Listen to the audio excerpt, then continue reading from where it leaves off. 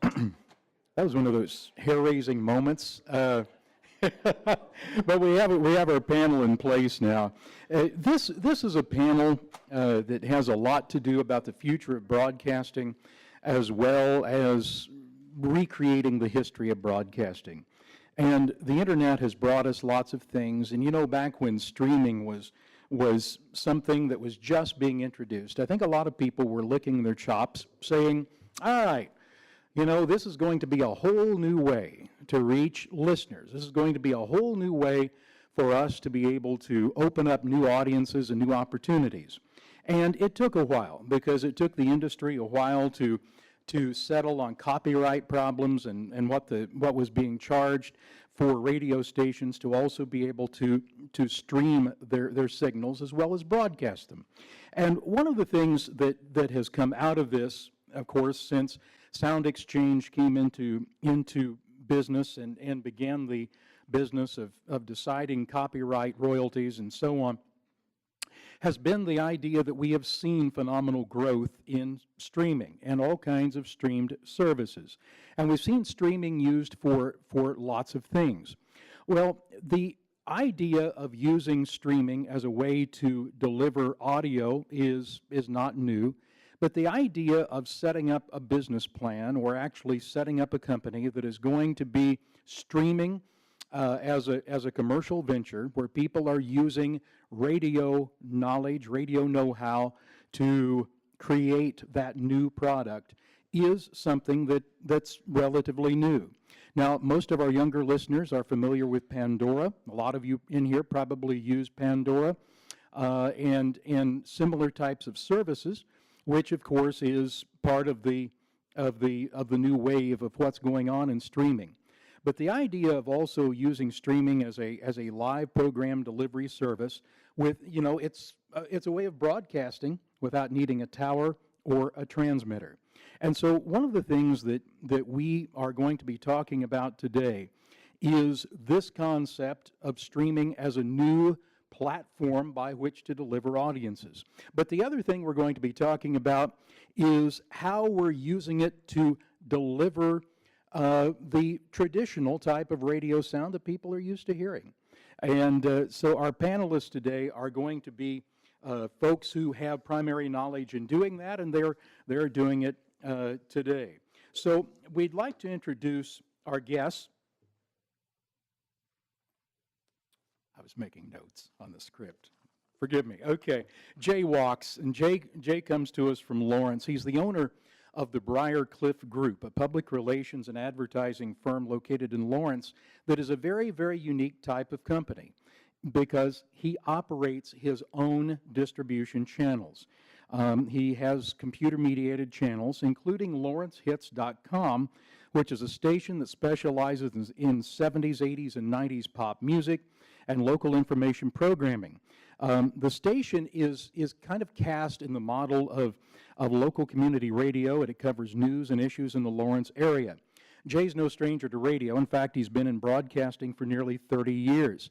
And he came to Lawrence to work with the radio stations there. He loved Lawrence so much that he decided to make Lawrence his home.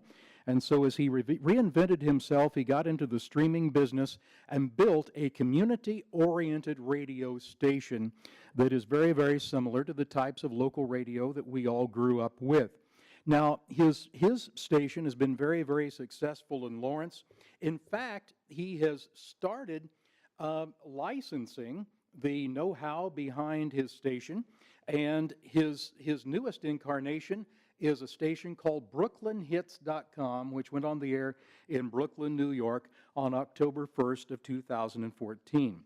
Frank Chafin is the owner and general manager of WREN Radio in Topeka, WREN Digital Media Radio in Topeka.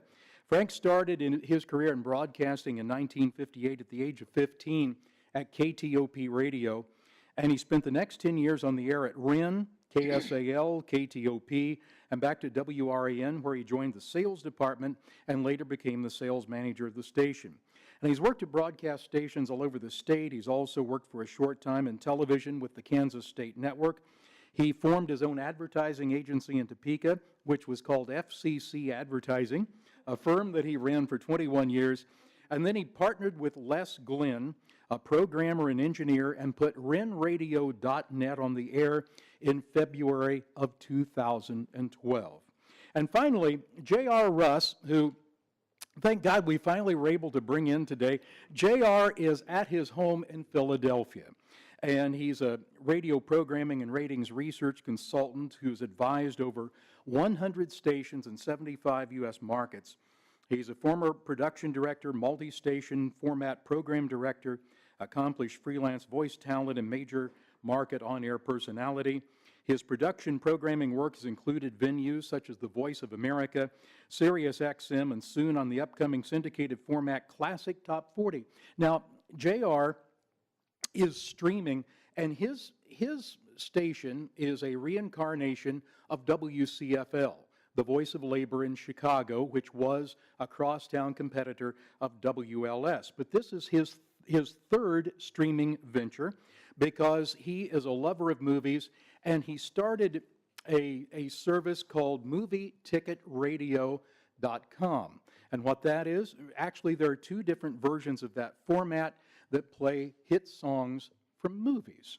MovieTicketRadio.com. So we'd like to welcome our panelists here with us today.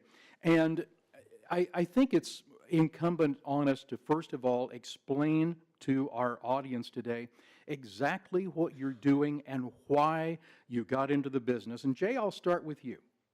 Well, you say, what are we doing? And I've got a friend who's, his name is Hank Booth, and he's been in the radio world in Lawrence, Kansas since the dawn of time. And I tell him, I say, Hank, you listen on this. He says, well, what channel is it on? I said, no. You listen on this, you go to the internet and you dial up lawrencehits.com and you press play, and he says, is that AM or FM? You know, it's not. As Steve said, I've spent 30 years in radio broadcasting, 28 of them on what we now call the terrestrial side, the actual AM and FM side of the dial.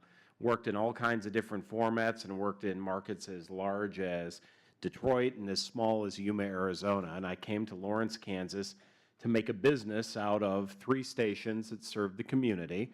And we had a really good first year of a 5-year contract. And at the end of the first year, the ratings were the highest they've ever been. The revenues were the highest they've ever been. And the profits were the highest they've ever been. So what do you think they did? That's right.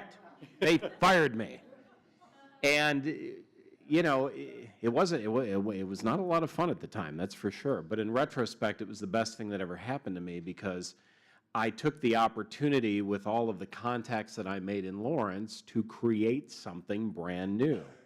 And what we did literally was tantamount to throwing spaghetti up against a wall and seeing if it stuck. What could we do for people who were at work, who wanted to listen at work to something that would make them feel good, something that was up-tempo, something that was exciting, and in between the music had information about Lawrence and Douglas County. So we put the station on the air, and we put the content on the air, and then it came time to pay for it, because, you know, all of it's well and good until the bills come and you have to pay them. And how we did that is we decided to go with a very distinct model. We only accepted advertisements from locally owned and locally operated Lawrence businesses.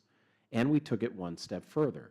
We said to the nonprofits in Lawrence and Douglas County, you will never have to pay for a message on these stations. And what that enabled us to do is it enabled us to build a groundswell of support, and using social media and using good old-fashioned word of mouth and flyer pass-outs and you know, hand-to-hand, face-to-face contact, we invited people to listen to something called lawrencehits.com. To make a short story and let Frank have a chance to talk, and I know JR wants to talk. He's got a microphone in the picture there. Since we've been on the air, which was June of 2013, we've had over 1.2 million hits to our website, reached over 120,000 individual IP addresses. Those are our listeners. The IP addresses are our listeners. And the average listener is listening for 3¼ hours, and they're also consuming the other content that goes with it, which is news content, social media posts, videos, commentary, pictures, and recipes. All of that in little old Lawrence, Kansas. And no, I didn't wear Lawrence attire today. Okay. Frank, let's hear the story of renradio.net. Okay. Well, I had an advertising agency for 21 years, and when I closed it, I thought, now what? And I thought, well, I had the most fun in radio because I started when I was 15 years old as a disc jockey and in rock and roll top 40 radio in Topeka, Kansas. Les Glenn and I have been friends for some time. He was a programmer and engineer for Cumulus, and we were all sick and tired of corporate radio. So we spent a year looking for a terrestrial radio signal, AM or FM. It didn't matter to us because we believe that if there's a format that people want, they will find it, and we proved that, as I'll let you know. Anyway, there were none to be had, so Les already had 2 internet stations on in his basement, where most of them start. And I said, well, can we go live? And he said, let me work on it. And he did. So we tested the music format just with no promotion for nearly a year and a half. And we knew that the music mix that we had would be a winner. And so we are an oldies station, which is oldies of the 50s, 60s, and early 70s. It's not all rock and roll. We also have Sinatra, the Rat Pack, Barbra Streisand, and all of that. It is essentially a middle-of-the-road station from the 60s. We were also able to get the old Wren jingles from several generations, which we have edited and used. And I picked WREN because I really did spend about 20 years of my career there working for Alf Landon and then for his daughter and Phil Cassabaum until they sold the station. It had a very good reputation to the call letters, so I wanted immediate branding in the marketplace. So I found the call letters on a station that had just gone dark down in Alabama. The owner gave me the call letters, which doesn't really amount to much, but at least I could claim them.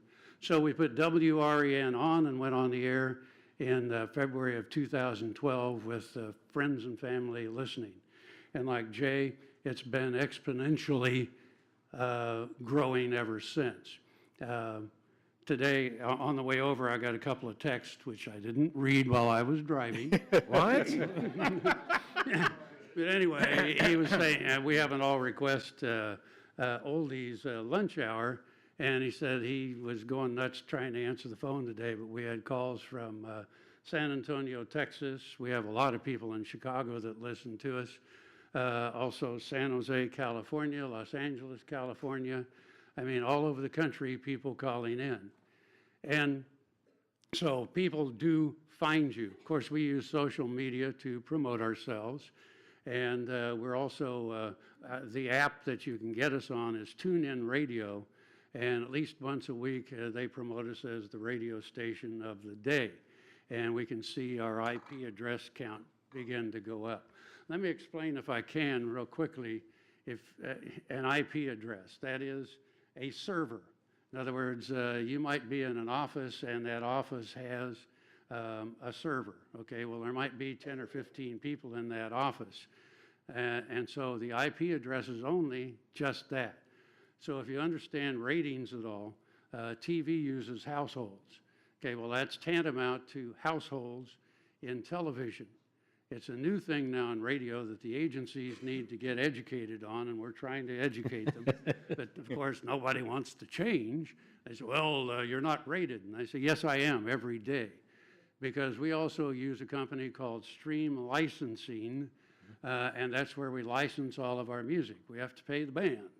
And it went from $54 a month to $807 last month. And that's based on our revenue and on the number of listeners that we have.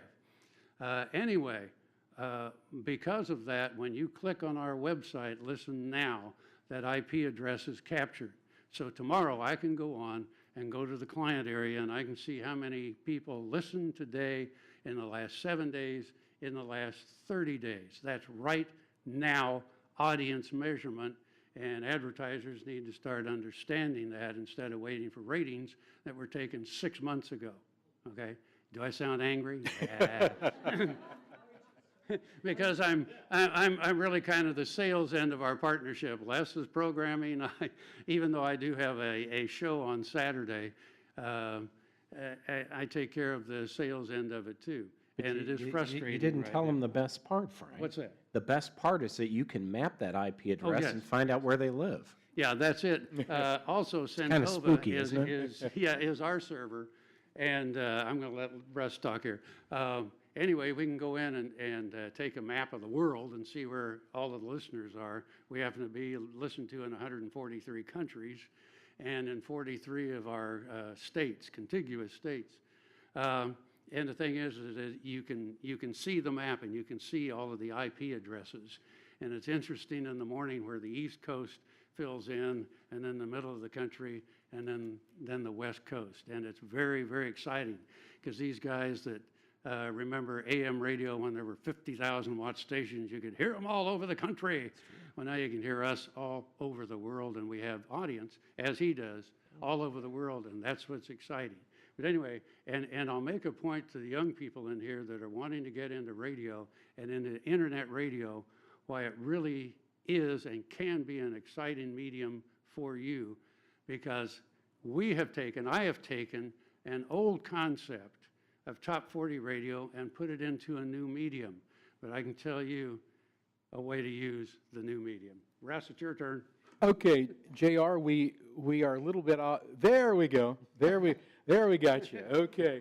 And JR is in Philadelphia. In fact, I want to mention that JR took a day off today, and his day job is working for a company that does traffic reports. You know, you can now, you don't have to be in the town where the traffic reports are being done anymore. And so he does traffic reports for a firm located there in town. JR, tell me a little bit about the concept of doing WCFL, and how did you get into this? Well, hello, Wildcats, first of all. Yay! It's a pleasure to be here. Thank you very much. I'm very honored to be with your panel.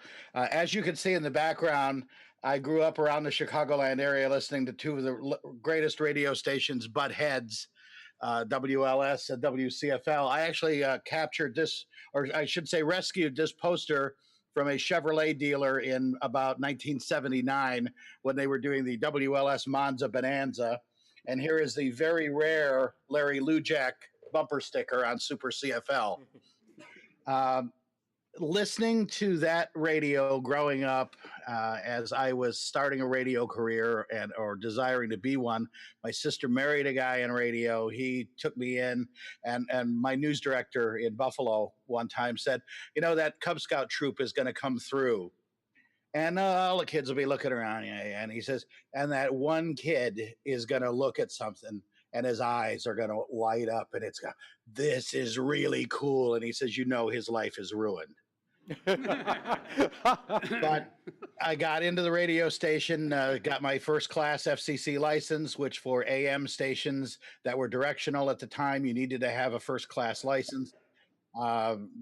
It actually got me a couple of jobs before the FCC relaxed the rules. But listening to those two radio stations butt head, that like you never hear today, because all of the radio stations are owned by the same company. In many cities you go into, they might own a cluster of 6 or 8 radio stations. So, we can't be too tough on the competition because we own it. So everything is segmented, and it's not as dog eat dog as it was.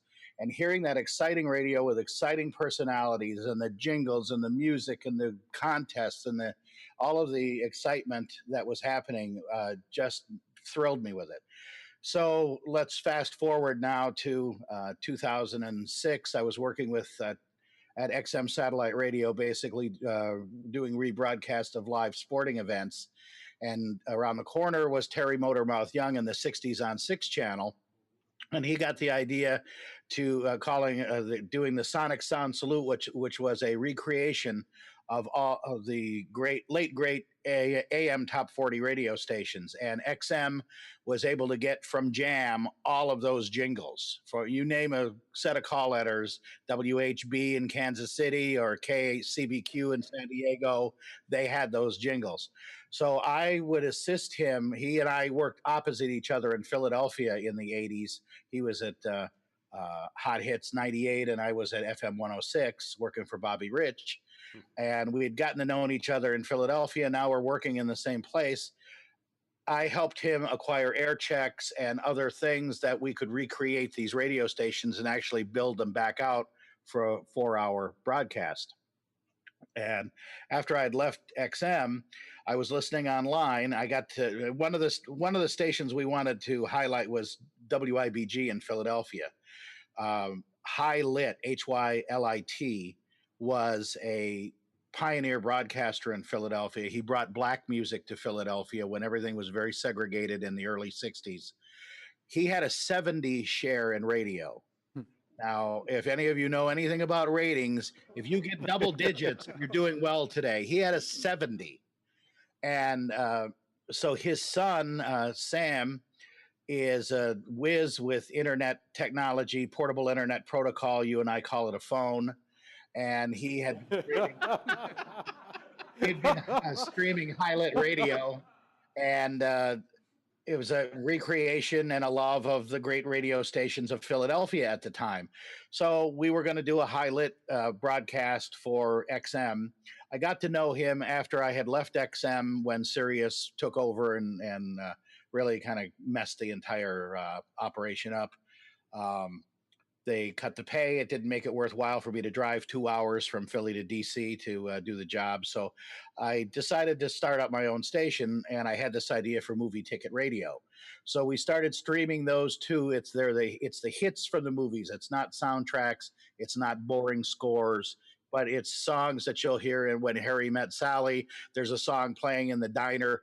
That song's in the movie, that song's in the format. So that's the concept of it.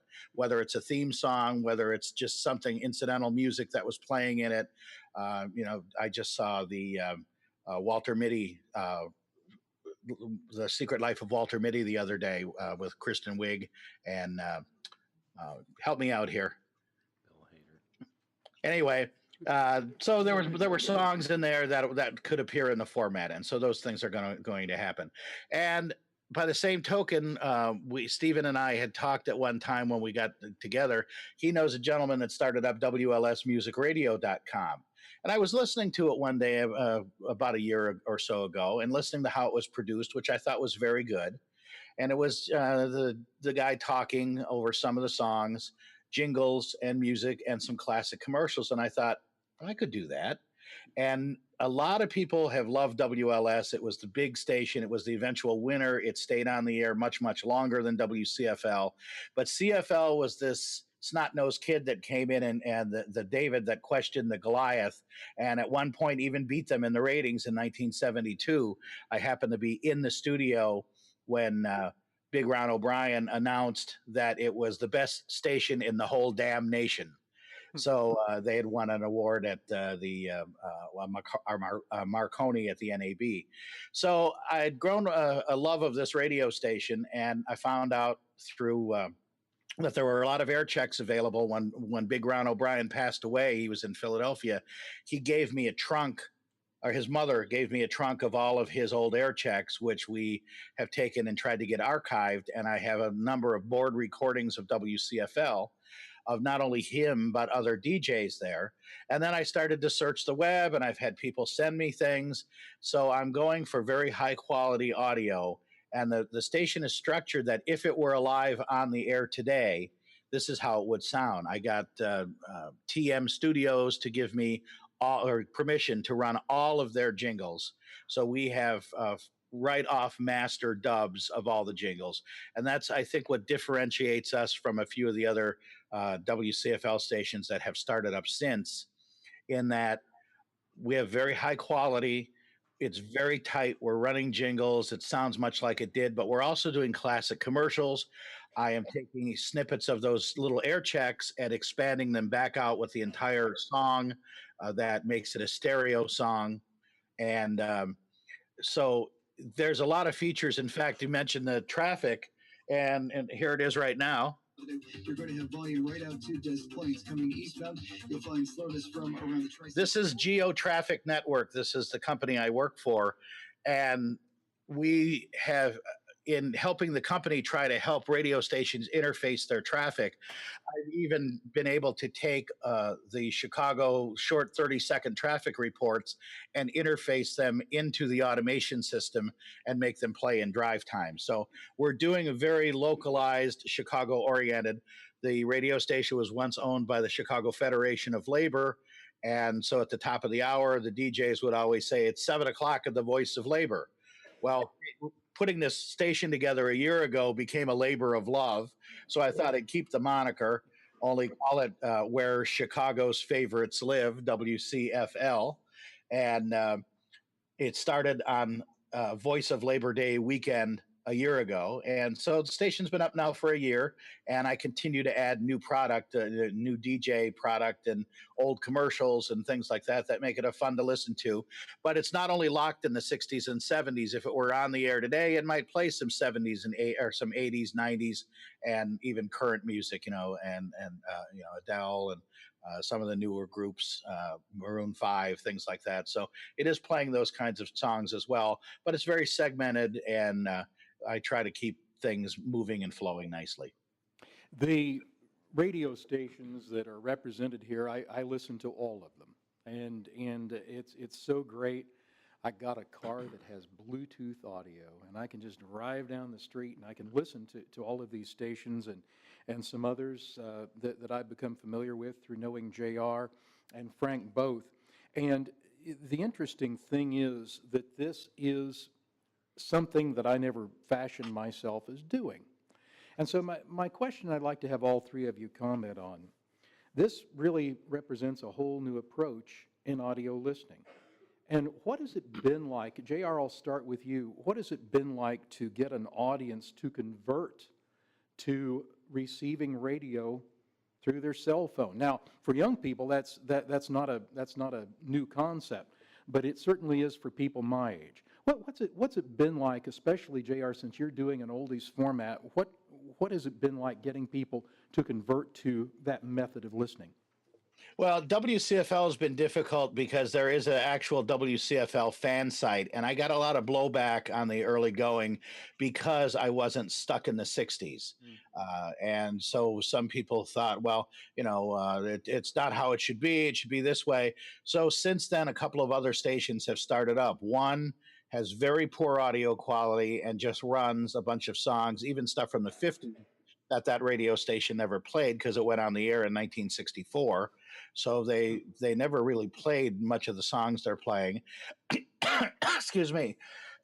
And another plays about 4 songs, a little better audio fidelity, and then it'll run one jingle, and then it'll play some more. So to me, it doesn't sound like the radio station. We jingle between or before every song, so it has that feeling of the station. But it's been a difficult sell to try to convince people to come over. Now, Movie Ticket Radio has been on for over 4 years, and we're doing about 28,000 listener hours per month. So that has proved very strong. We're still trying to get in up above 2,000 or 3,000 on WCFL. And it's a more niche and segmented listenership. You have to know about the station if you really are interested in it, or you have to discover it if you like that type of music, and there are more of those stations. So it's much more fragmented. But I'll tell you the truth, I put it on for me. I got so bored with the homogenized radio that I was listening to in a major market like Philadelphia. There's only 1 or 2 stations that are worth listening to, and only 1 or 2 really good morning shows, and the rest are all just yucking it up, or they're national syndicated. They're taking Mario Lopez and rerunning him. And so there's nothing local and nothing exciting. And like you, Steve, I've put on the Bluetooth in my car, and I can punch up any radio station I want. And more often than not, I go back and listen to my own. I'm playing about 1,500 songs. It's very wide variety, and I enjoy listening to it. And if anybody else wants to listen, fine. Movie Ticket Radio, I'm hoping to monetize. WCFL, it's just for fun. Okay, Frank? getting people to listen through the cell phone? How do you do it? Well, we get calls virtually every day say, well, how can I get you in my car? How can I get you on the cell phone? And it really is pretty simple. There are a couple of apps. TuneIn Radio is probably the best one because it works with all, both tablets, iPads, Android, everything. And you just hit TuneIn Radio and then search WREN, and up it comes, and then you put it in favorites, and then it's back up. There's another one called Shoutcast. That's the first one that we used. But the thing is now, is with especially with the Bluetooth in cars, then that's all you have to do, and sit it there and plug it into your, what we used to call the cigarette lighter, and so you won't use up your data, and it's in your car. Now, we also, I'm not the engineer, but Les tells me that our on-air sound quality is better than CD. And so when you do tune in, I mean, it's true stereo in your car. If you got a Bose system, it is really awesome, let me tell you. And again, we have live announcers Monday through Friday, 9 a.m. to 4 p.m., and then on the weekends from 9 in the morning till 10 o'clock at night. And again, we have a playlist of over 5,000 songs, and so you're not going to, in your 1 to 4 hours you're listening, not going to hear songs repeating unless somebody's requested them, and then we separate them by at least 2 hours. But that's the beauty of, I'm going to turn it over here, that's the beauty of internet radio. It's not corporate homogenization as it was described, that they play 360 songs over and over and over again, and it's strictly formatted. We're in the place where you can have fun. I'll relate it back to the late 70s in through the mid 80s when the FCC said, you guys that own the AM and FM stations, you can't simulcast anymore. You have to separate them. Well, the ownership looked at us young guys and said, go over there and play. We did. For us, it has been simply taking that device and going out and simply playing the station for people. I was programming the Jammin' Oldies station in Cleveland, Ohio, before we were acquired by CBS Radio, and at that time, we had just a blast with all of the hits from the mid-'70s up through the early '90s, and a lot of dance music, a lot of pop music, a lot of R&B, and it truly was music that made you feel good, but we never said that. When CBS acquired us in 2000, during all of the mergers that birthed Clear Channel and Cumulus as behemoths in the media industry, CBS bought us, and they reduced our playlist to 250 songs. And all of a sudden, our ratings went from here all the way down to there, and we were at one time we were number 125.54, and suddenly we were number 9, and then suddenly we weren't on the air anymore. And I never forgot that. So when we put LawrenceHits.com together, the music we put together was based on that concept of music that makes you feel good, but it had to be immediately recognizable music. So that when you turned on that radio station, whether you were at your computer, your laptop, your iPad, or your mobile device, you knew what you were hearing. And one of the things that we've come to realize, and Frank will concur, and I'm sure JR will, people know their music. And they know what they want to hear, and they don't just want to hear the same stuff over and over again. So we went way back in time, and you guys will remember this. We took the concept of AM radio from the 60s and 70s, where they played music from all genres. And you had country mixed with top 40, mixed with R&B, mixed with rock. So we created a flow based on that, formatted with the 80s, 90s, and 2000s, but then once an hour, we give a nod back to one of the greatest hits of all time. For us, it's not the 50s and 60s, it's really the late 60s through the disco era. Those are our greatest hits. One of the things that we found in talking to people was they would say, if they knew about these services, well, what about Pandora? What about Sirius XM? What about Spotify? And my comment, and this goes back to what JR was saying, is there's no localism. You listen to Sirius XM, you listen to Pandora, you listen to Spotify, you will not find your weather forecast. You will not find what happened to the Royals. You will not find what is happening in your community, whether you're in the Power and Light District or you're in Aggieville. You're not going to hear about it. But you will on Frank's station, you'll probably hear it on JR's, and you sure will on mine. And for those people that, and I love Spotify, I have to tell you, that's my favorite toy to play with because I can create pretty much every radio station I've ever heard in my life and name it something, and that's my memory database. But I had a client tell me that the reason that they don't use these services is they don't know the music as well as I do. They're not a musicologist. So they can remember, oh yeah, the song that goes like and it might have been, no, it wasn't Chicago, it was, and they can't figure it out, and it frustrates them. They want to hear what the disc jockey chose. And that was the beauty of radio to begin with, is the radio was your friend. The radio was something you listened to so that when Frank was on the air or Wally was on the air or any of these guys were on the air, they were your companion. And the musical choices, that's what made you feel good. And for the people that don't know the music that we play, well, all they have to do is go to our streaming player from TuneIn Radio and they can find out. And every time they buy one of those songs off of Amazon.com, I make a quarter of a nickel or whatever I make.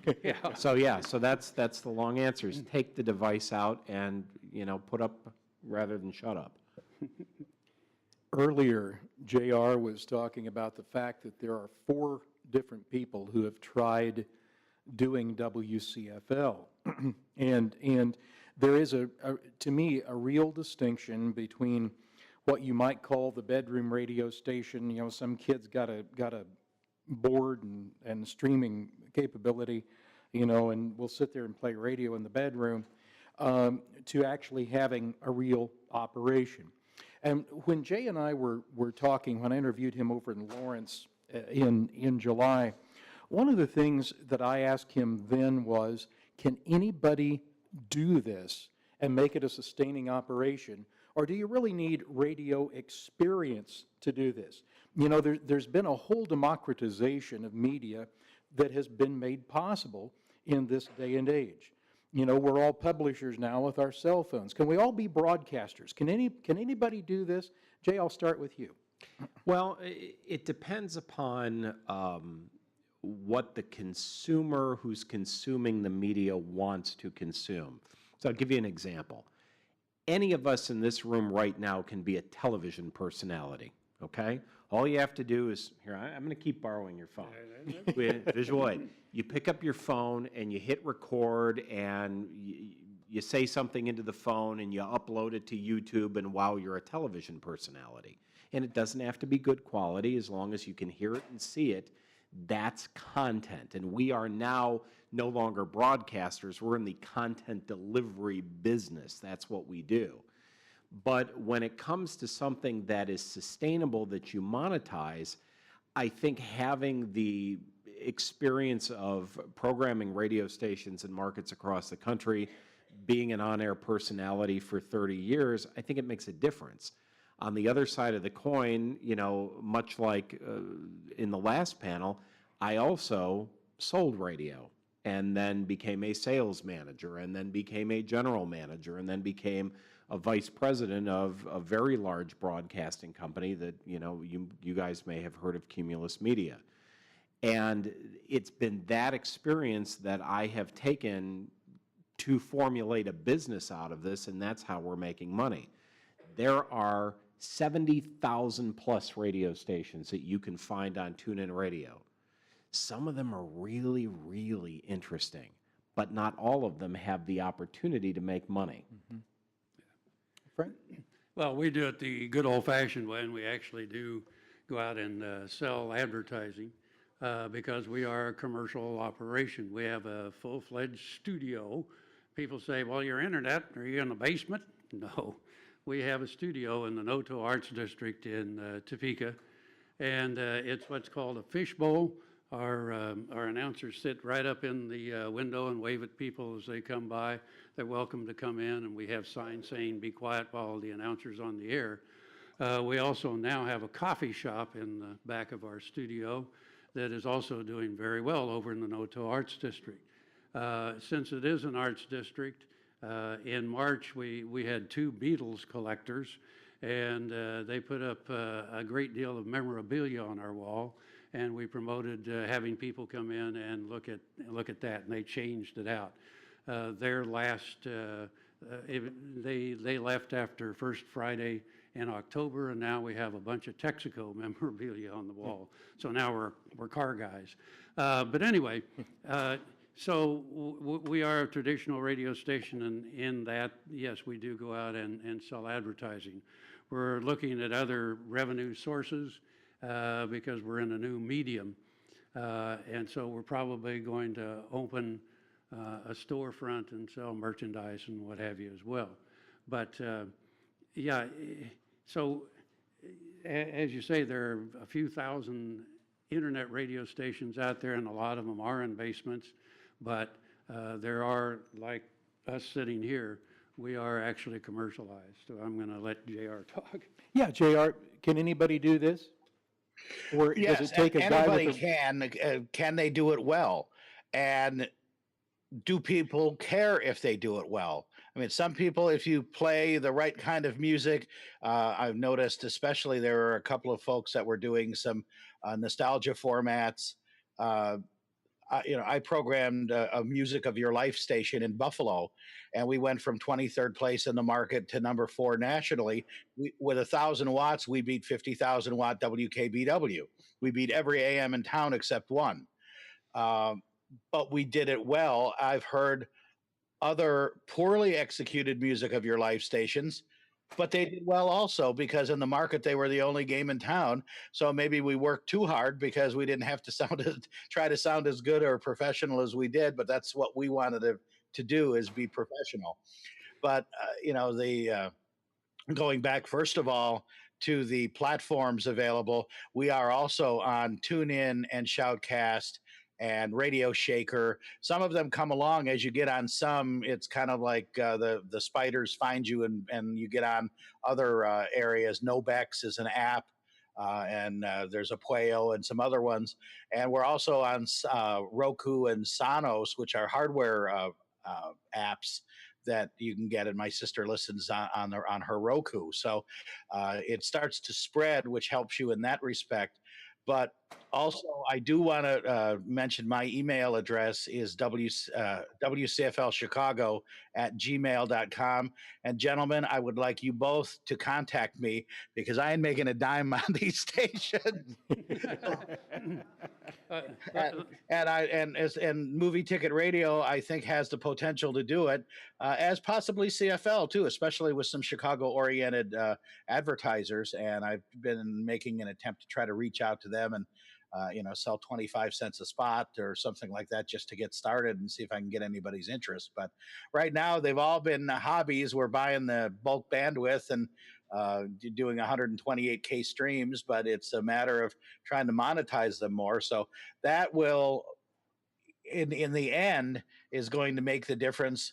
No matter how good or how bad a station is, if it makes money and can survive, that's what's going to make the difference. Well, and I got to tell you that, first of all, JR, you and I met years ago, and I don't look the way I did back then, and you don't look the way you did back then.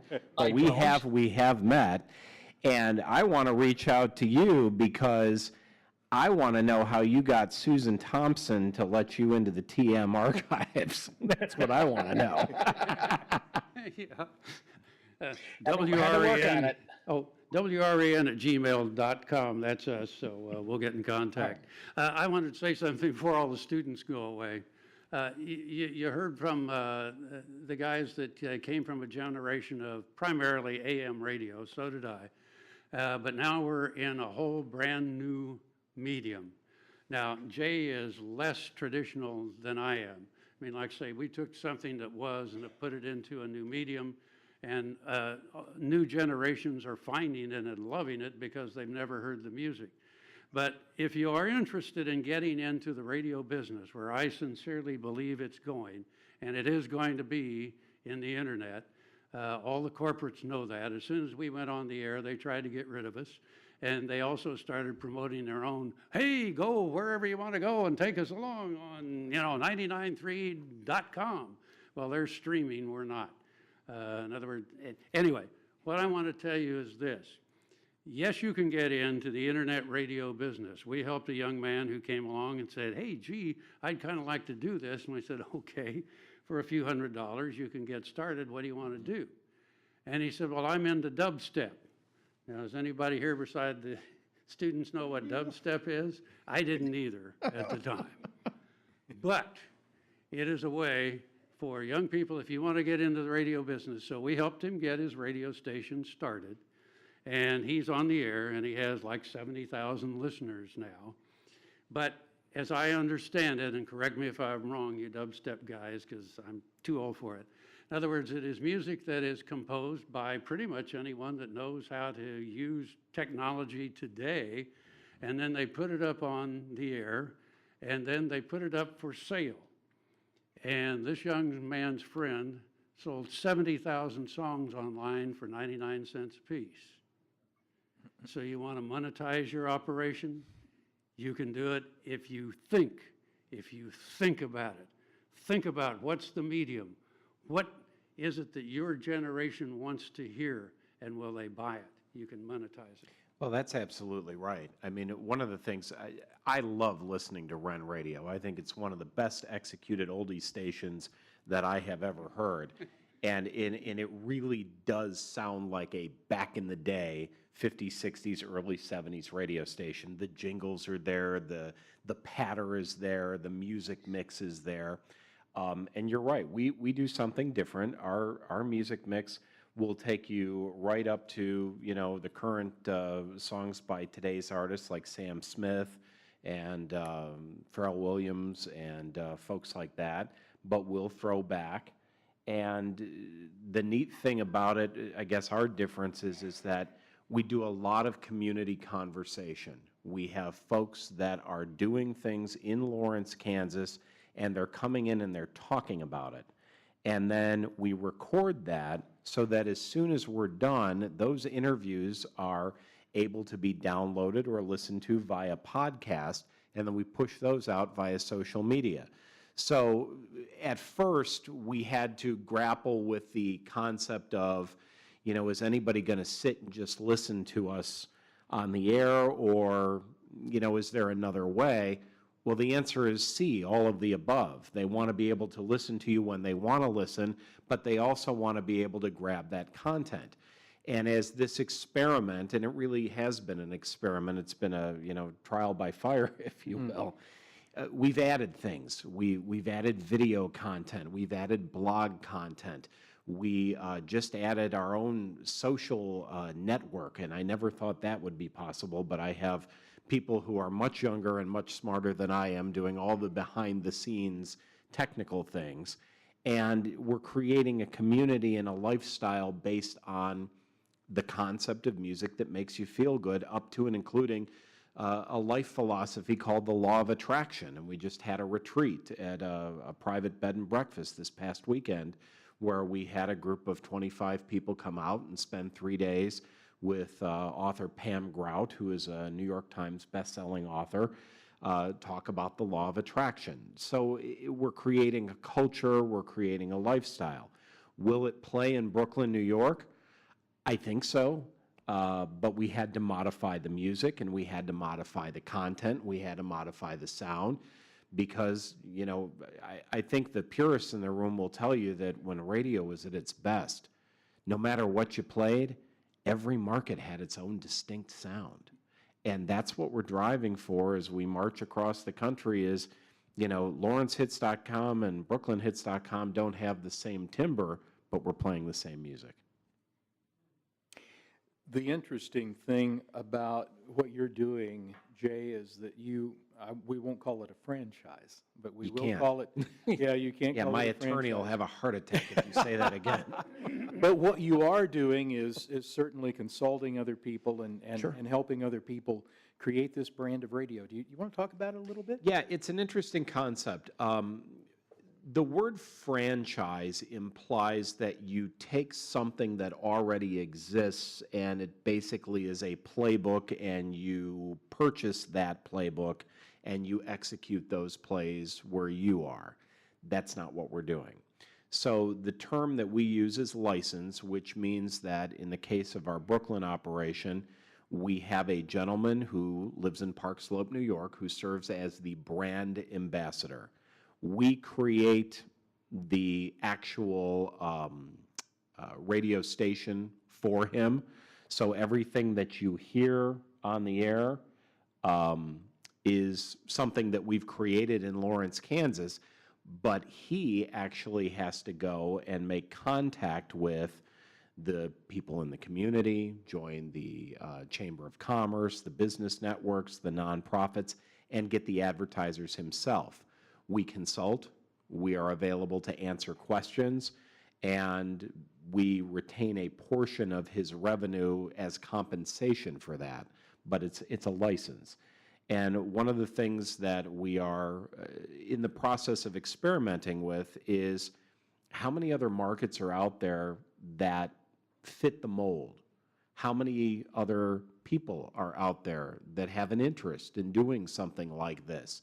Because if you like people and you want to be the ruler of your own destiny, I make you a lot of money. So that's what we're up to. Okay, and do you have any other prospects right now? Yeah, we do. We've got 48 other markets on a list, and literally we're going through them one by one to vet and identify the players in the market. Because, you know, obviously when you say I can make you some money, a lot of hands in the room will go up. But as this gentleman said in the last panel, see, I keep pointing to you because I like your T-shirt, and I think I want one. Everything's available, sir. For a fee, everything's available. It can be recreated, like Frank has recreated Ren Radio. It's available. But that's very true. It's a very liberal philosophy, a very blue philosophy. What was I saying? What were we talking about? We're talking about other people Oh, wanting to. no, it's a lifestyle, and you have to immerse yourself in it. And, you know, I get up at 5 o'clock every morning, whether I want to or not, because the cat knows that I have to go to work, and that's her job, is to get me up. And I'm engaged in that particular, I'm always thinking about the music, I'm always adding music, I'm always changing, you know, the sweepers and the identifications. I cut my own commercials. I'm always out on the street, you know, on Sunday afternoon at 3 o'clock. If a business is open, hey, I'd like to invite you to listen to my radio station. It never stops. And I had one woman in Cleveland, Ohio, who I worked with back in 1985, contact me about recreating one of our Cleveland stations that's been off the air since the mid-'80s, and when I told her everything I did, she said, I don't want to work that hard. But that's an answer. Yeah. But it's not working. I don't think we are it's working. playing. It really is so I much haven't fun. worked in 2 years. I'm having a ball. Yeah, I mean, I'll tell you, I'm 71 years old and I'm having so much fun right now that I don't really see retirement anywhere. I mean, after I closed my advertising agency, I thought, what do I want to do now? And it was what I had the most fun doing, and I'm having the most fun doing it now. Thing is yes, there are days when I think, why am I doing this? Especially when I'm paying the bills and saying, yeah, we got enough. But the thing is so don't take it as work. It really is fun. Jay Leno is an example of that. You know, the guy, when he had the Tonight Show, would leave the Tonight Show and go to some club and do comedy because that was his life. That's right. I'm just going to ask all of you, how big is your staff meeting when you have a staff meeting with your operation? One person, right? Right. You're looking at them. There's me, there's my partner, and then there the cats, and that's it. Sometimes the cats are the dissenting vote. Yeah, there are 9 of us, but we communicate using the internet because everybody else does something else. That's part of the secret of our longevity is everybody is doing it because they want to. Everybody still works for nothing. Oh, and you can get a good cup of coffee at Run Radio. Yeah, oh yeah, yeah. JR, what about you? How big is your staff meeting? It's usually me and Chicken Man. There you go. He's everywhere, he's everywhere. Yes, and I actually got Dick Orkin to let us play Chicken Man too. So that was a kind of a coup as well. And I don't know if you saw earlier, I had held up my phone with the Brooklyn Hits channel. I love the logo. It's a great logo. Oh, thanks. Okay, so JR, how do you ever see yourself adding staff? Do you ever see the operation getting that big, or will this always be your first love and your hobby? Well, that's what they say. If after several years, if you're not making money at it, it's a hobby. And I've kind of come to that realization at this point, or it's ahead of its time. And listening to folks like on your panel and hearing some of the ideas that they have, maybe there's a way to monetize it and not have to put my nose to the grindstone and do 90 or 100 traffic reports in a 6-hour period. So, that might be down the road. And I'm certainly interested in it because, again, it's the love of my life. I'm 62 and graduated in 1970. So I was in the heart of the 60s and 70s music era. My best times were on the air as a DJ in Philadelphia and Baltimore and Washington as a top 40 jock in the 80s. So I also love the 80s music. So I love it. I play it. I lived it. It's what I always wanted to do. And there's nothing else I'd rather do. And it's gotten so difficult to find a job in radio anymore. And especially if you have gray hair, forget it. And nobody wants to talk to you. You're out of the format. Even for oldies or maybe country, you might be able to get into those too. But and it's just, again, so corporate and the same 300 songs, and it gets old really, really fast. And so, I would like to pursue it and make it grow in some manner. Any comments, further comments? It is hard to get into radio these days. When the Telecom Act passed in 1996 and consolidation was allowed and these behemoths were birthed, you started to see the rise of the mega company. And one of the things that concerns me the most right now is what's going on at my former company, Cumulus Radio. They decided to create a format called Nash FM. And Nash FM is their version of country music. But the country music that they play on Nash FM are from the artists that they have license agreements with because they've purchased the record labels and they've purchased the concert folks, and it's a very vertically integrated, very tightly controlled organization.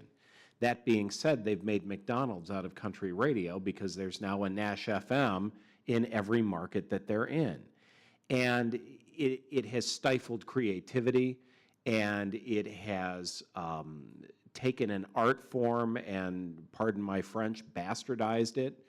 And it really upsets me to hear that this is the direction that we're going, and it seems like it's going to continue that way.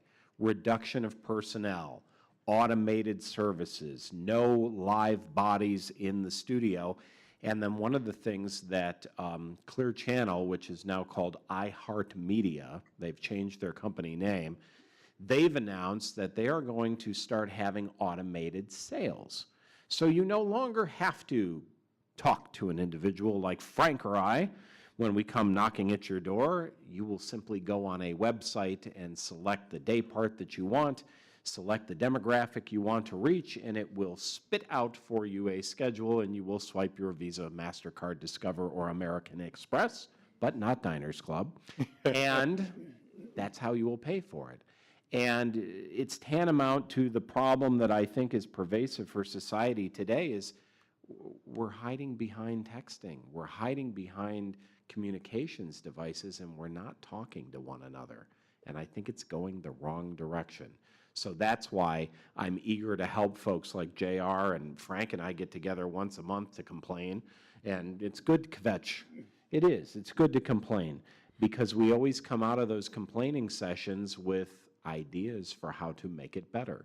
And you've been in, it'll be 2 years for you come February. It'll be 2 years for us come June. And I'll bet you a dollar we'll be here 5 years from now, probably stronger than ever.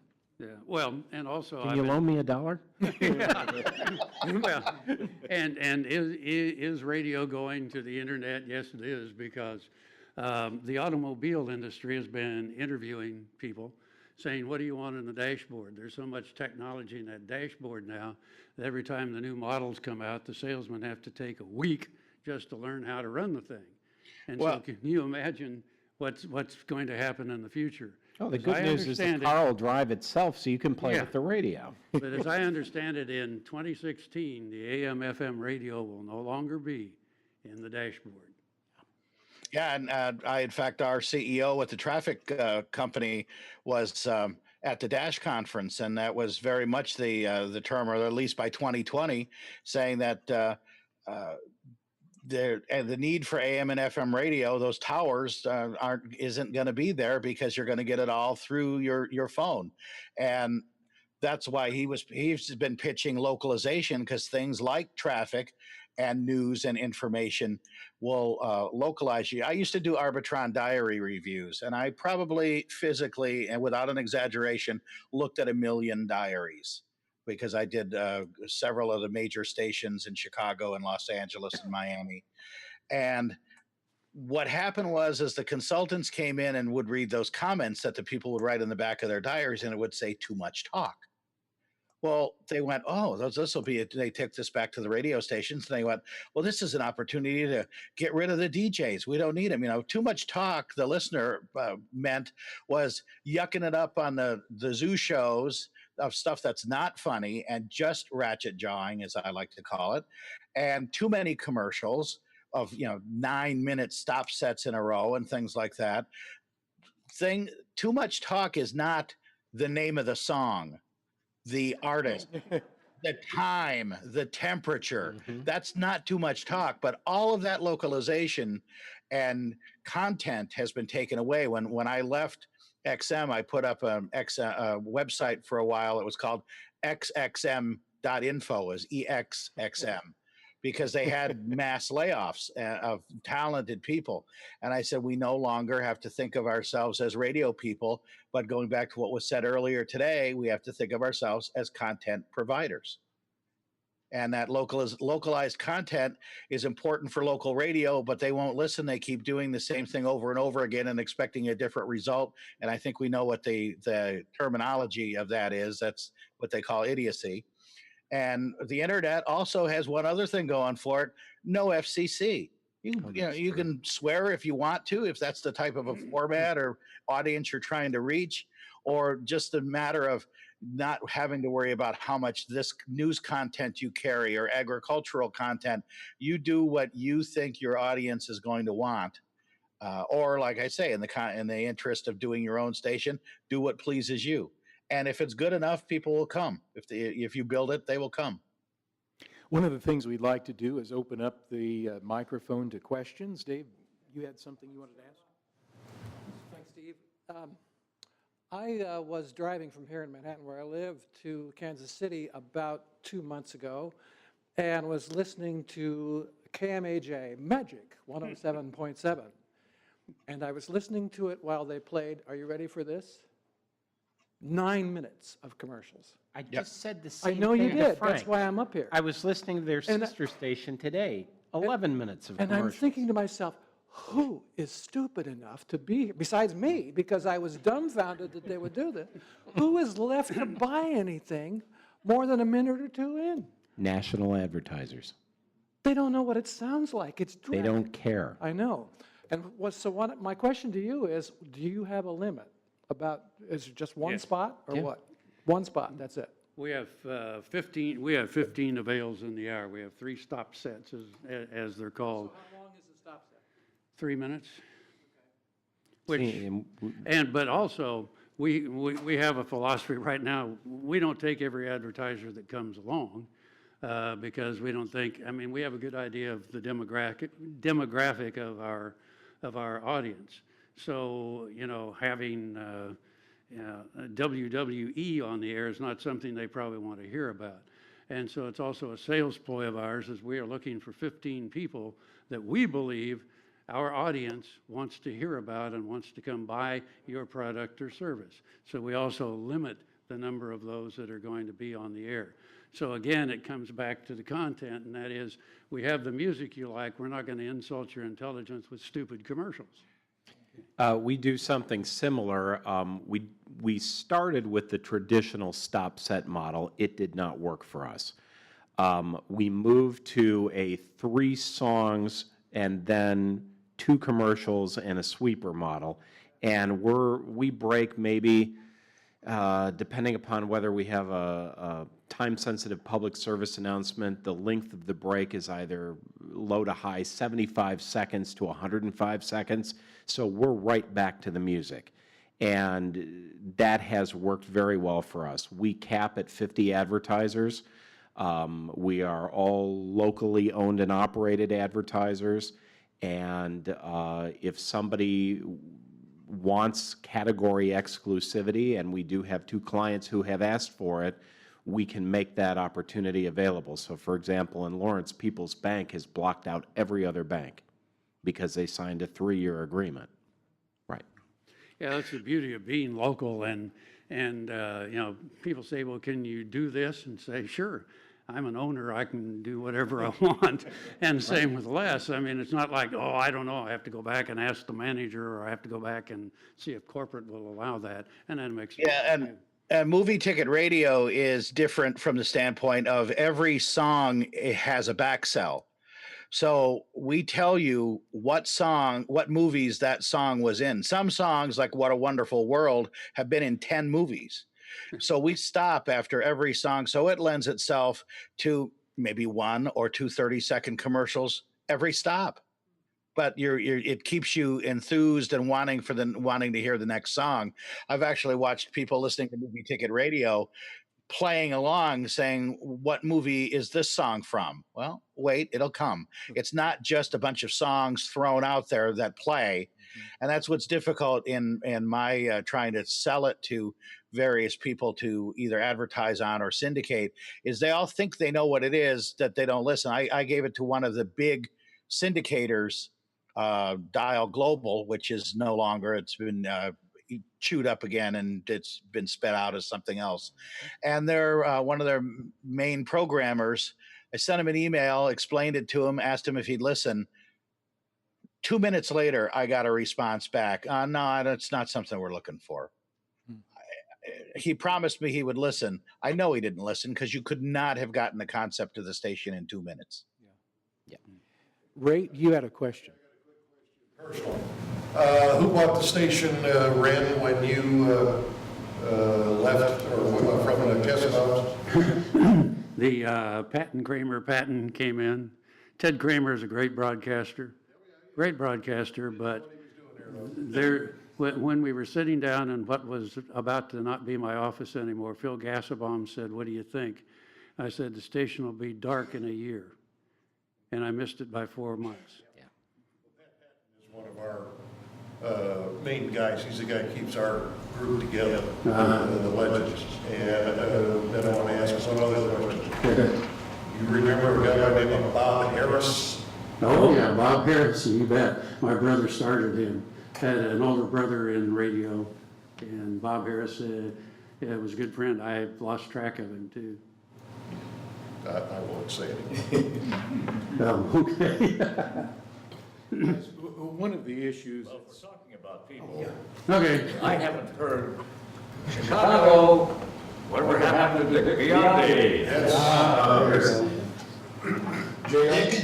Dick is on WLS right now. It's still doing nights after John Records Landecker. Yeah. And he's still around. I've reached out to him, but I can't, again, nobody wants to be gotten a hold of, or at least who's ever set up his website for him doesn't allow you to contact him directly, because I'm offering anyone who worked at WCFL to contact me. I'd like to get a memory of the station from them, but I would also like to offer them the opportunity to do the coveted double punch top of the hour ID. And in fact, I will offer that to anyone in this room or at this conference, that if you want to be on the station, I will just contact me at WCFLChicago@gmail.com, and I'll send you what you need to say. And if you can record it, we'll put it on.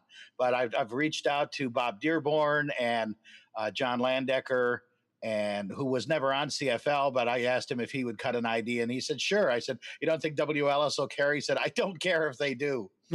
And and I've tried to get a hold of Biondi, and Clark Weber is still around, and Ron Riley is doing weather in Washington. So some of these jocks are around, but many of them are passing. Larry Lujak died last December.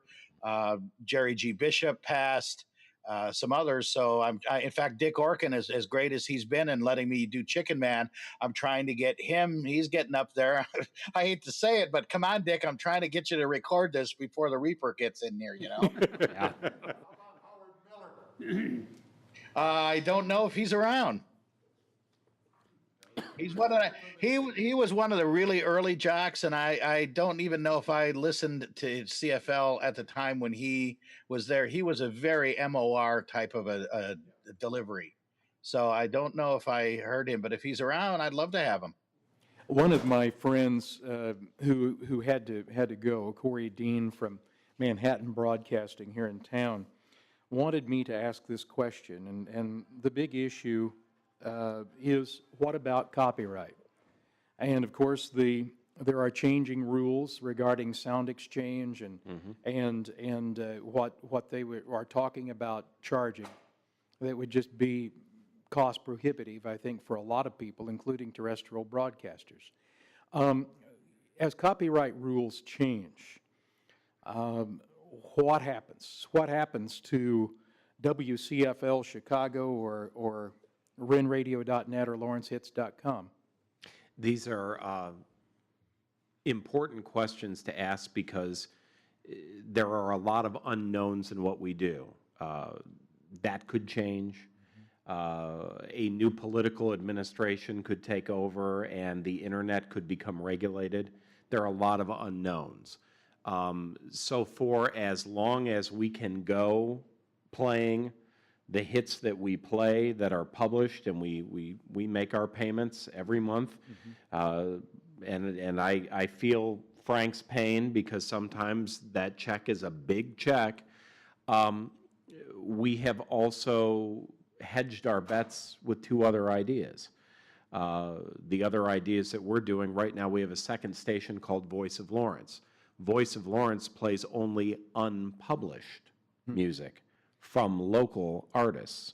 So Lawrence is a college town, much like Manhattan, and we have a lot of places for local bands to play. All of their music is played on Voice of Lawrence, and the disc jockeys are the members of the local bands. And there's an audience for that. Much the same way we work with the film school at the University of Kansas, and we'll be coordinating the Wild West Film Festival this year, and our television station is a dissemination mechanism for the creations of the film and the theater community. I would certainly hate to have hits go away. Well, it all comes down to if people get greedy or not, which in the music business, that's probably going to happen. But, you know, right now, I mean, I believe in you got to pay the band. So I don't mind paying the licensing fees, because, you know, entertainers have to make a living too, and there were a lot of court battles over those. My brother happened to be at WPGC in Washington, D.C. during all of the payola scandal that was going on. It's one of the reasons he came back to the Midwest. But so that stuff isn't going to happen again. But I don't know. Like Jay says, there are a lot of unknowns, because again, once the industry moves primarily into the internet, then there are going to be people that are going to be in there and try to profiteer, just like they will in any business. Well, and there is good news, and that's that certain generations of music are verging on becoming public domain just by the virtue of time. JR, comment on that?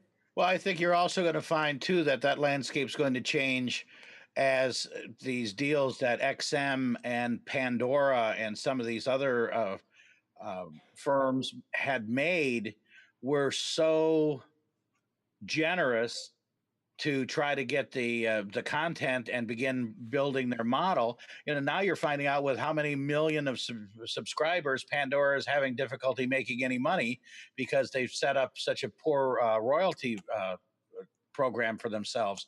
So I think that that's constantly going to be looked at. There was one thrown out in DC. I think earlier this year. So it's just a constantly changing landscape, and you've got to keep all of that in mind too as you go ahead, as you push forward. One of the things that both Frank and I believe is that our radio station should be free to the public to listen to, much like when you turn on your AM or FM. But a solution to expanded fees would be to move to a subscriber-based model. And I'd hate to see it go that way, but that is a possibility. The stations that are doing that, in fact, that question came up in one of our meetings. Well, why don't we become listener supported? And said, well, that sounds interesting. I mean, with all the listeners out there, if every one of them sent us $1 a month, we could really be in great shape. Well, I found a group in California that's been doing that, and they said, well, we don't really pay the bills every month. And they like you, have got several different formats, but it's all listener supported. And they said, you know, then you get into collection problems and all of that. So unfortunately, it's still going to come down to advertisers moving with the medium. Which really gets me to my last question, and that is a little bit about the future. You know, this is, you've really experienced a lot by trial and error. You've had the opportunity to really fine-tune what you're doing. You've had the opportunity to gauge public reaction. And in all of these cases, we have remarkable audience response. And so what you're doing right now is probably something that promises to be very successful. What are some of the other things that you think will happen both to terrestrial broadcasting and to streamed broadcasting as time marches on? JR, I'll start with you. Well, I think I'll play the station sometime in the car with my wife, and it will drop out. The phone will be buffering. There'll be any number of instances or issues that you may have, and it's like, yeah, we'll put up with this, but the average listener isn't. And as difficult or as odd as it may seem, it's not. The internet hasn't been around that long. You know, I just saw there were a special on the 1989 earthquake at the World Series, and folks were saying, well, you know, there were no cell phones then. We couldn't contact anybody and get information, or there were very few cell phones. So it as a technology, you know, where this is just in its infancy, and who knows where it's going to go with the amount of technology that every phone and technological device that comes out is obsolete the day it's released. So there's going to be so much great technology. I think that it is exciting. I think it is a doom for traditional AM and FM broadcasting unless those stations continue to localize. We have a station in Philadelphia. It is a CBS station, but it's KYW, and it's all news all the time. When you want to know something's going on, you hit that station, and within 10 minutes, you're going to hear it. It's totally localized. There are a lot of news talk stations you can live without, but when there's information or something is happening, a storm, you want to know the traffic, you want to know the weather, you want to know who won the game last night. And by the way, sorry, Royals fans. That was a tough one. I had no preference, except that I love to listen to John Miller on KNBR do the Giants broadcast. So I was enjoyable listening to him. But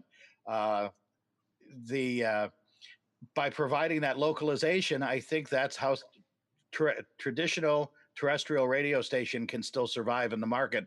But if you're just going to play homogenized music, you can get that at how many tune-in stations? 70,000. you can get that. So why even bother tuning it to AM or FM?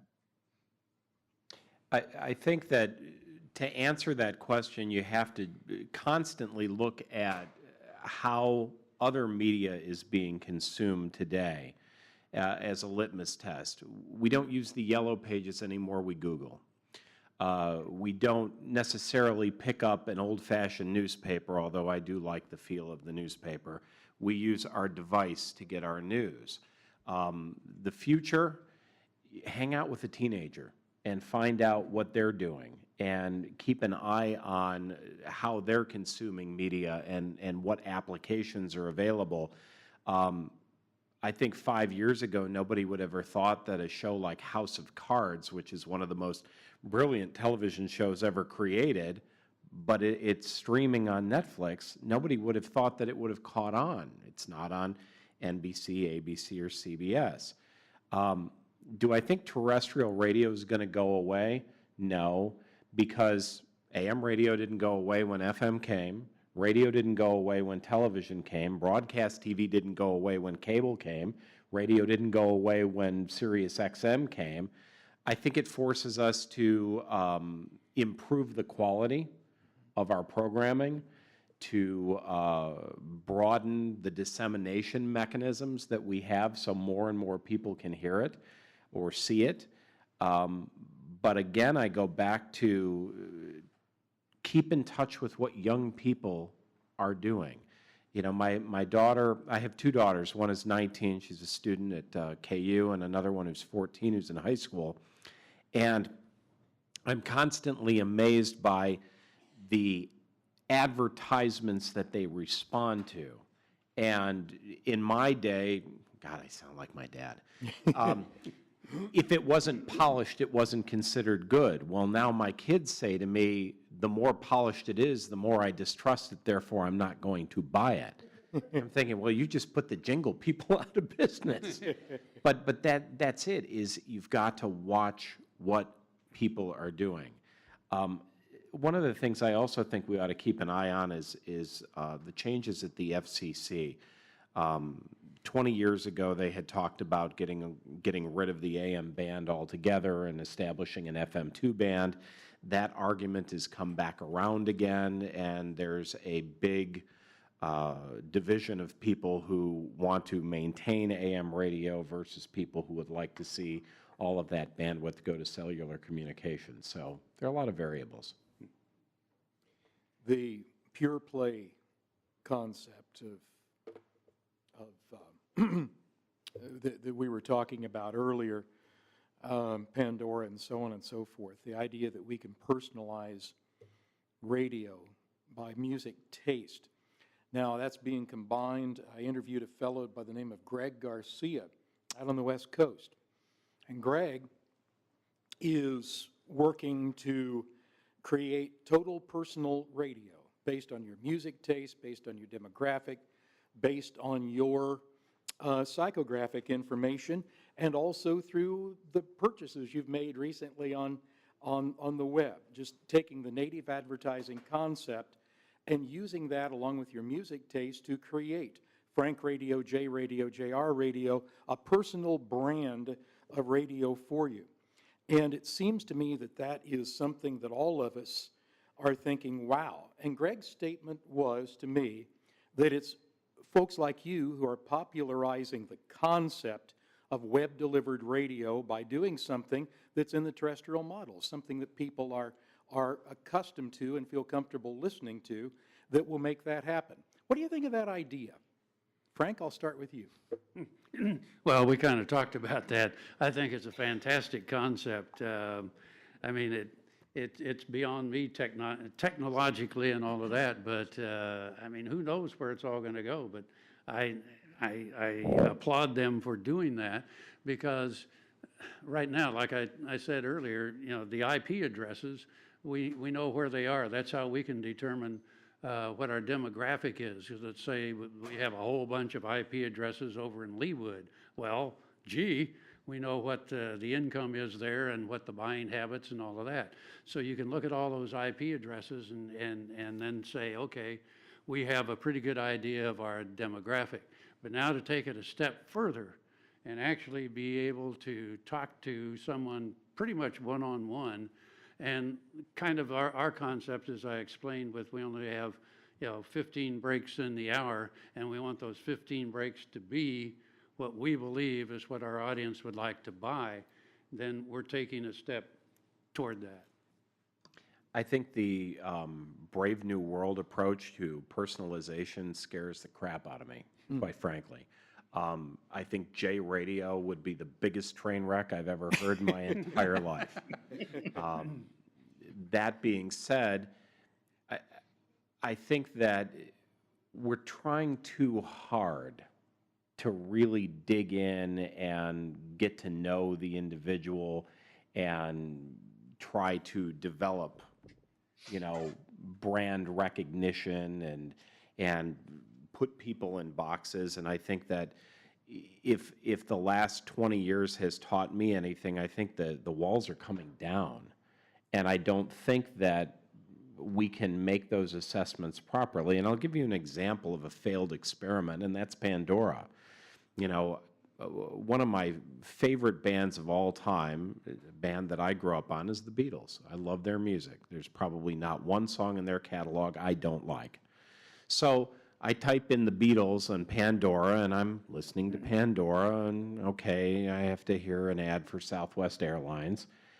But then I hear something that isn't the Beatles and is nowhere near what I'm doing, as a rap artist. Okay, so I hit dislike. Well, if I don't hit dislike, then I'm going to hear more of that music, and all of a sudden the radio station that I have created goes completely askew from what I had intended it to be, and now it's something I don't like at all, and I become so frustrated I stop listening.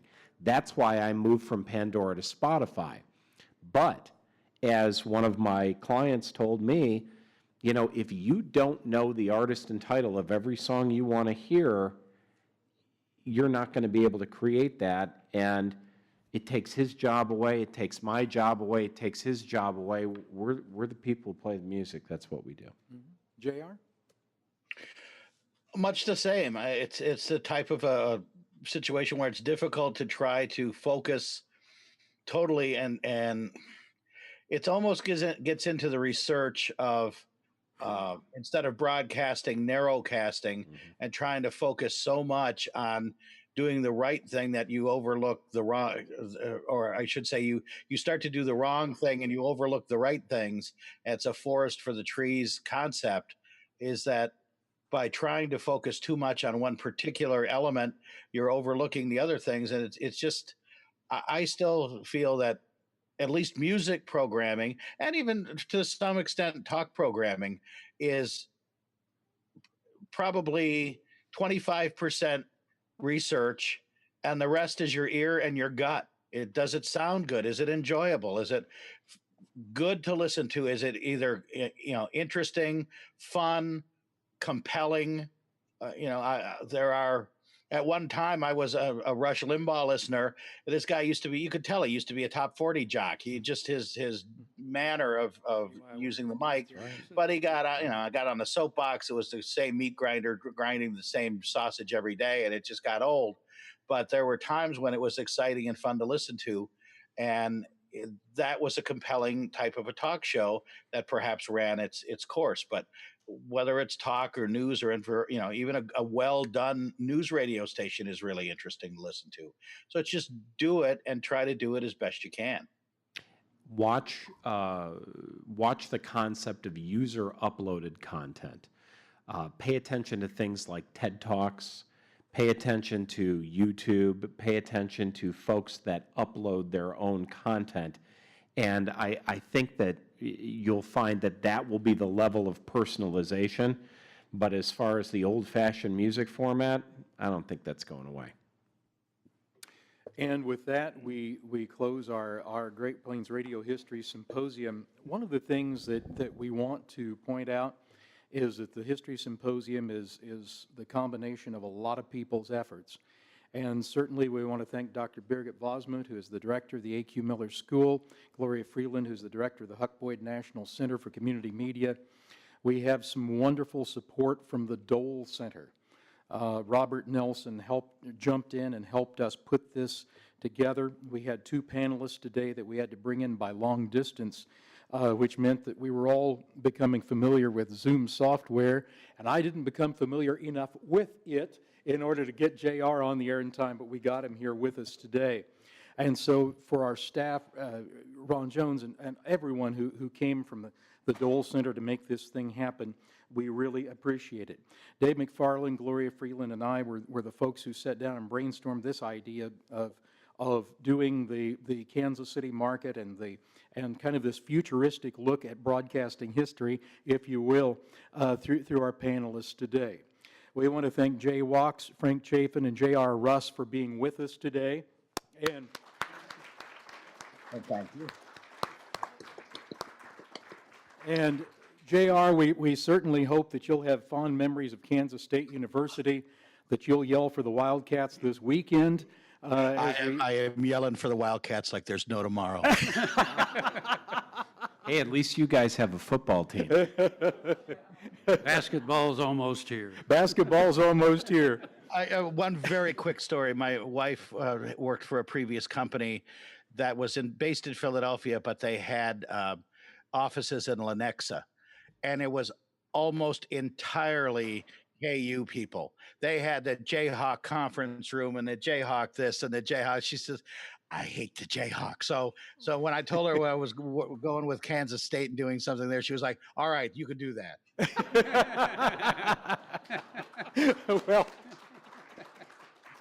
Well, we certainly appreciate Jay coming over from Lawrence, and he's somebody who loves the Jayhawks, and I have to. I give them money for my daughter every day. So today you're an honorary Wildcat. Thank You you. can go, you can And go back I to being didn't a say Jayhawk I didn't like the Jayhawks. Just kidding. So anyway, folks, we thank you all for being here today. We've had a wonderful crowd, wonderful participation, and we certainly hope to see you next year.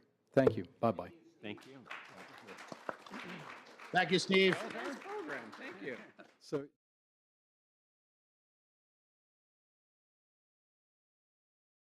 Nice to see you.